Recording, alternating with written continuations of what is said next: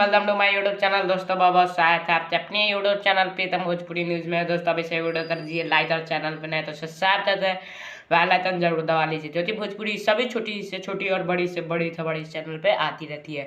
तो दोस्तों वीडियो में बात करेंगे खेसारी लाल यादव अब बहुत ही हाई लेवल और बहुत ही आगे इंडस्ट्री जो ले जा रहे हैं, और उनके अब वीडियो जो क्वालिटी हो रहा है वो आप लोग काफ़ी ध्यान दे रहे होंगे आजकल कि खेसारी लाल यादव जो भी वीडियो आ रहा है काफ़ी हाई लेवल में शूट किया जा रहा है। ईरान वाला हो जाए, ईरान के सामान मौता देते देते दर्दा उड़ जाए, काफ़ी अच्छे अच्छे सॉन्ग आ रहे हैं और रोज ही ब्लॉकबस्टर गाना आ रहा है।